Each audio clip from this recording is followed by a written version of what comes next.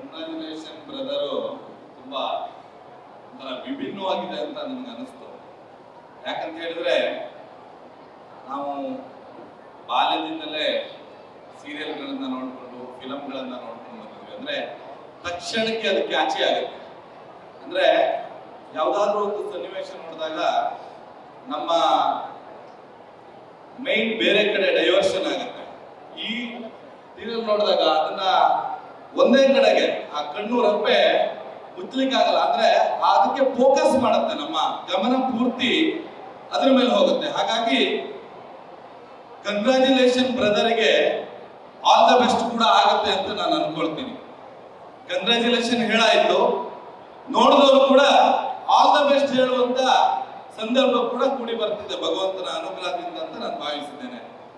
ಹಾಗಾಗಿ ಈ ಚಿತ್ರತಂಡ ಇದನ್ನೆಲ್ಲ ನೋಡಿದಾಗ 10 ಫಿಲಂಗಳಲ್ಲಿ ಅವ್ರು ಮಾಡಿದ್ರು ಅನ್ನುವ ಫೀಲ್ ನಮಗೆ ಆಗ್ತಾ ಇದೆ. ಅಂದ್ರೆ ಎಲ್ಲೋ ಹೊಸಬ್ರು ಆ ತರ ಫೀಲ್ ಆಗ್ತಾ ಇಲ್ಲ.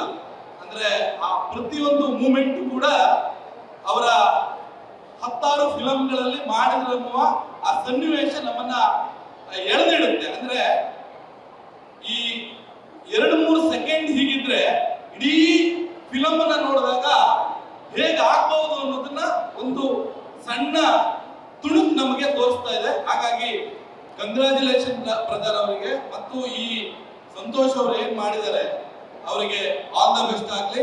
ಇದಕ್ಕೆ ಇಡೀ ಚಿತ್ರತಂಡದ ಎಲ್ಲ ಟೆಕ್ನಿಷಿಯನ್ ಅವರಿಗೆ ಆಲ್ ದ ಬೆಸ್ಟ್, ಒಳ್ಳೆದಾಗ್ಲಿ. ನಮಸ್ಕಾರ. ಪ್ರೊಡ್ಯೂಸರ್ ಆಗಿ ನಿಮಗೆ ಒಂದು ಇದಿರುತ್ತೆ, ಒಂದು ಎಕ್ಸ್ಪೆಕ್ಟೇಷನ್.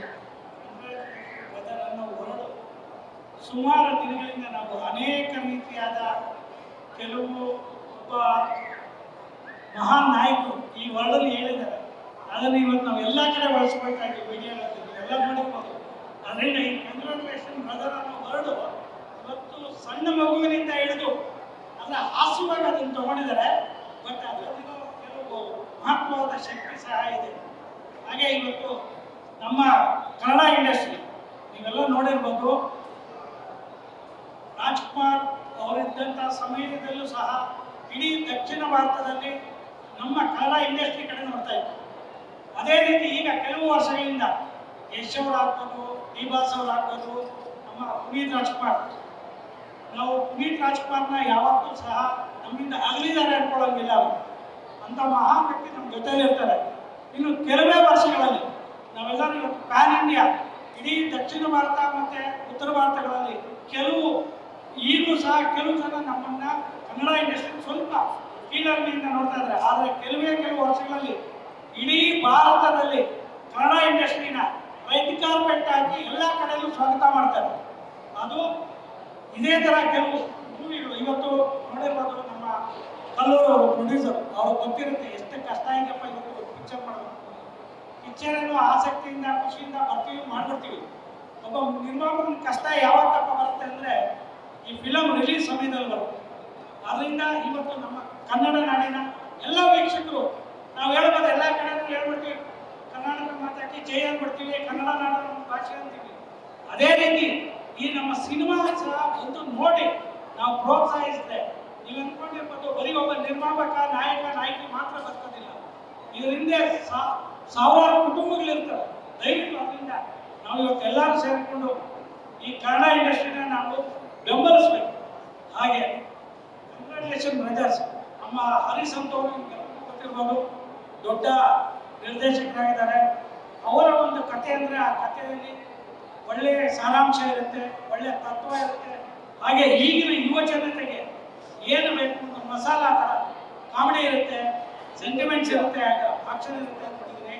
ಅದರಿಂದ ದಯವಿಟ್ಟು ಈ ನಮ್ಮ ಚಿತ್ರ ಕಲಾವಿದರಿಗೂ ಹಾಗೂ ತಂಡಕ್ಕೆ ಎಲ್ಲರಿಗೂ ಯಶಸ್ವಿಯಾಗಿ ಅಂತ ಕೋರ್ಪಟ್ಟ ನಾನು ಅಭಿನಂದಿಸ್ತೀನಿ. ತುಂಬಾ ಖುಷಿ ಆಯ್ತು. ಸೊ ನಿಮ್ಗೆ ಇಷ್ಟ ಆಗಿದೆ ಅಂತಂದ್ರೆ ಇನ್ನು ಜನರಿಗೆ ಇಷ್ಟ ಆಗುತ್ತೆ ಅನ್ನೋದು ತುಂಬಾ ಸತ್ಯ.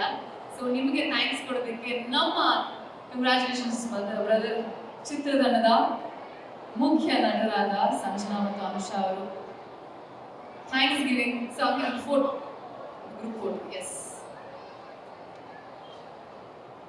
Thank you so much sir. So ನಿಮ್ಮ ಸಪೋರ್ಟ್ ತುಂಬಾ ಒಂದು ಬೆನ್ನೆಲುಬು ಅಂತ ಹೇಳ್ಬೋದು. ಥ್ಯಾಂಕ್ ಯು ಸೋ ಮಚ್ ಮತ್ತೊಮ್ಮೆ. This is for you. So ನಿಮಗೆ ಹೇಗೆ ಅನ್ನಿಸ್ತು? How is the teaser?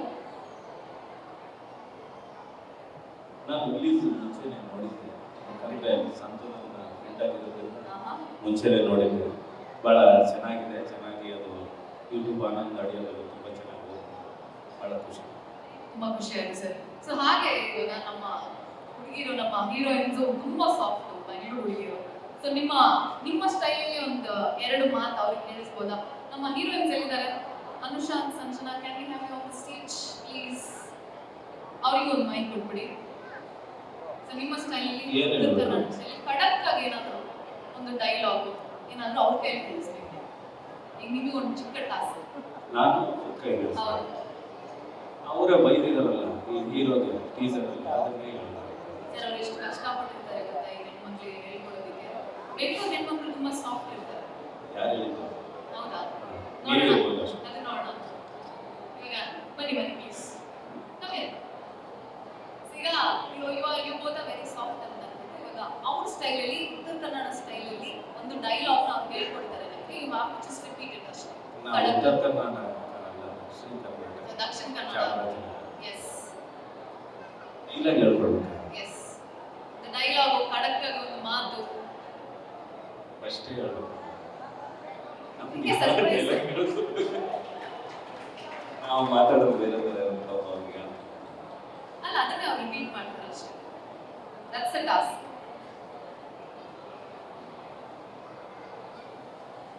ಅಲ್ಲ, ಈ ಥರ ಎಲ್ಲ ಚೀಟಿಂಗ್ ಮಾಡ್ತಾರಾ? ಈಗ ಡಿಸ್ಕಸ್ ಎಲ್ಲ ಮಾಡ್ಕೊಡೋದಿಲ್ಲ ಆಯ್ತಾ? No discussions please. ಸಾರಿ. ಒಂದು ರೌಂಡ್ ಹೋಗಿ ಮಾತಾಡ್ಕೊಳ್ತಾನೆ. ಯಾರು ಎಸ್ಕೇಪ್ ಆಗ? ನೋ ಎಸ್ಕೇಪ್ ಆಗುತ್ತೆ. ಈ ಟಾಸ್ಕ್ನ ಇನ್ನೊಂದು ಸೆಗ್ಮೆಂಟ್ ಆದ್ಮೇಲೆ ಮಾಡ್ಬೋದು, ಅಂದ್ರೆ ಒನ್ ಡೈಲಾಗ್ ಅಷ್ಟೇ ಮಾತ್ರ. ನಮ್ಮ ಕಾಲೇಜ್ ಕುಮಾರದ ಒಂದು ಡೈಲಾಗ್ ಇದೆ, ಹಾ, ಸೂಪರ್. ಅದು ನನಗೂ ಮರ್ತೋಗಿದೆ, ಬಟ್ ಹೇಳ್ತೀನಿ, ಅದನ್ನೇ ರಿಪೀಟ್ ಮಾಡಿ. ಕಾಲೇಜ್ ಫೀಸ್ ಕಟ್ಟಲ್ಲ, ಮನೆ ಬಾಡಿಗೆ ಕಟ್ಟಲ್ಲ, ಪೆಟ್ರೋಲು, EMI ಏನು ಮಾಡಲಿ, ಕಿತ್ತೋದು ಲೈಫ್ನ ಹೆಂಗೆ ಉದ್ಧಾರ ಆಗುತ್ತೆ ಅಂತ ನನಗೆ ಗೊತ್ತಾಗ್ತಾ ಇದೆ. ತುಂಬಾ ಚೆನ್ನಾಗಿದೆ. ನಾನು ನೋಡ್ತೀನಿ. ನೀವು ಇಬ್ಬರಲ್ಲಿ ಯಾರು anyone college fees?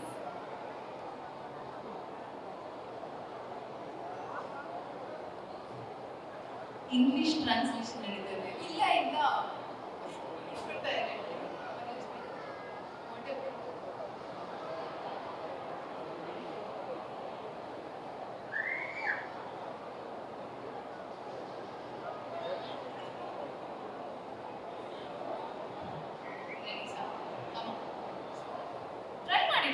College fees ಕಟ್ಟಲ್ಲ, ಕಾಲೇಜ್ ಫೀಸ್ ಕಟ್ಟಲ್ಲ, ಮನೆ ಬಾಡಿಗೆ ಕಟ್ಟಲ್ಲ, ಮನೆ ಬಾಡಿಗೆ ಕಟ್ಟಲ್ಲ, ಪೆಟ್ರೋಲ್ EMI, ಪೆಟ್ರೋಲ್ EMI, ಏನ್ ಮಾಡಿ ಸಾಯ್ಲಿ, ಏನ್ ಮಾಡಿ ಸಾಯಿ, ಯಾವ ಕಟ್ಟಕ್ಕೂ ಕಾಸಿಲ್ಲ.